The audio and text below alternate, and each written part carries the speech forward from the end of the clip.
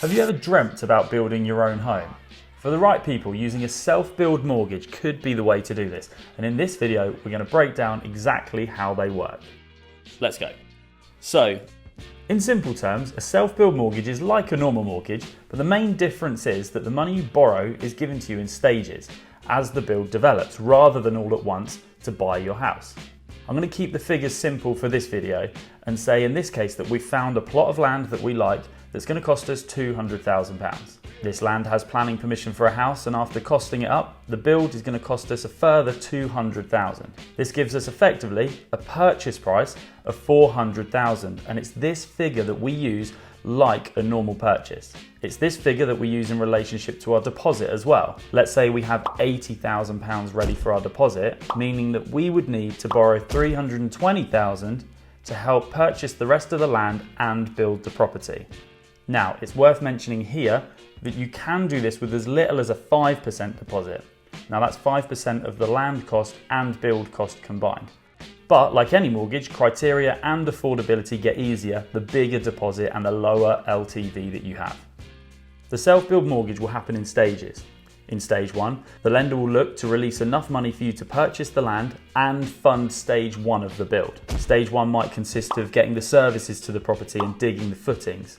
Let's say this bit costs us £80,000. So after buying the land and being given enough for stage 1, we've only borrowed £200,000 from our pot of £320,000. And the good thing is that you only pay interest on the money you've borrowed, which keeps the costs low at the early stages of the build. 3 to 4 months on, you might need a further £75,000 for maybe the timber frame and the roof. So after the lender has come out to the site to make sure you're on track, they release the next lump sum of money for stage 2. Your payments go up each time you take a payment, but typically you'd pay this on an interest-only basis to help you with the cash flow during the build.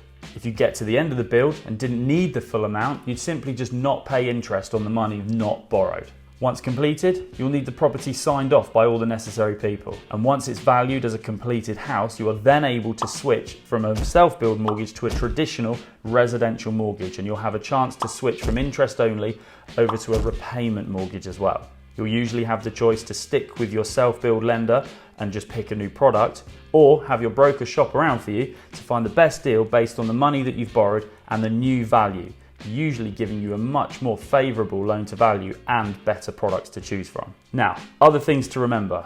If you own the land already, before you apply for the funds to build, you must have full planning permission approved. If you're buying a plot, the plot you're purchasing must just have at least outline planning.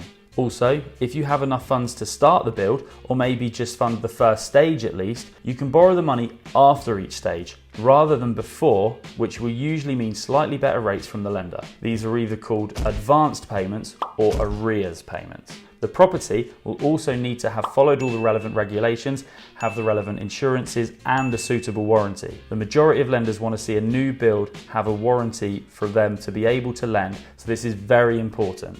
The last thing, which is also very important to remember, is if you intend to build the house yourself, the lender will likely want you to borrow enough to pay someone else to do it. If you get injured or get ill and couldn't finish the build, the lender will want to know you're in a position to get it finished. You're also going to need to remember that if you are in the trade and self-employed, what impact taking a year or so out of your work to build the house is going to do to your income, as you will likely need to evidence your income again when you come to remortgage at the end. I hope this helps with your decision as to whether a self-build is for you or not.